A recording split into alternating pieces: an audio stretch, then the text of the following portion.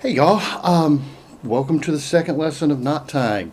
As with the last week, this was necessitated because I was explaining a knot I use in making pine needle baskets. In that, I was joining together two pieces of very thin polyester thread, very slippery, very hard to hold that knot.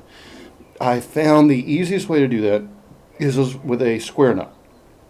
Basic square knot. Okay, we got two pieces of cordage here. I got a green one and I got a yellow one, so they should stand out fairly well. Let me get a little closer to the camera. All right, should stand out fairly well. And of course, there are two ways to do a square knot. You can form a loop, slip the other loop inside. That's not practical when you've got a piece of line that you're tying onto.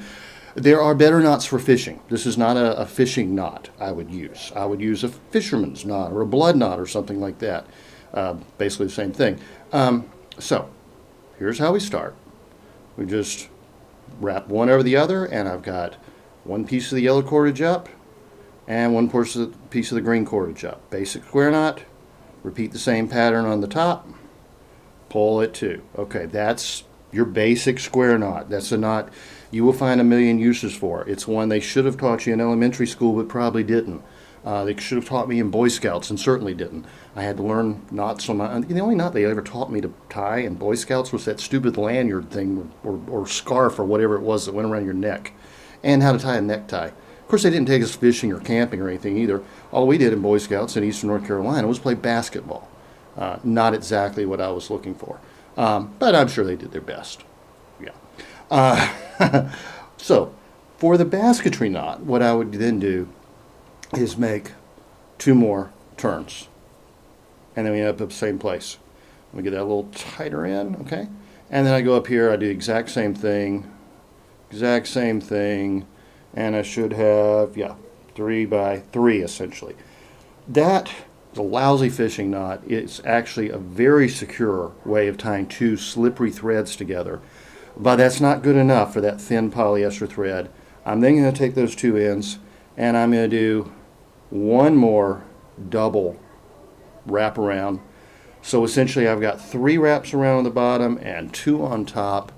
And now that sucker's not going anywhere. You would break this cordage before you could pull that knot apart. Very simple, useful in the right circumstance, especially when you're dealing with very thin, slippery thread. And that's what this is, incredibly thin, slippery thread. You put just a regular square knot on there, it's going to slide right out. You got to go with some, you got to get a little creative. So that's the solution I found. There's probably a better solution, but this is one I can keep stitching that basket together, twist those together, pull it tight, keep right on going without having to lay my work down, just by flipping those ends under and over and under and over and pull tight. Do it again, pull tight. Double, I don't even know what you call it. Double, triple square knot? I don't know. But anyway, y'all, super simple knot. Let me know if you have any questions, and I'll talk to you next time.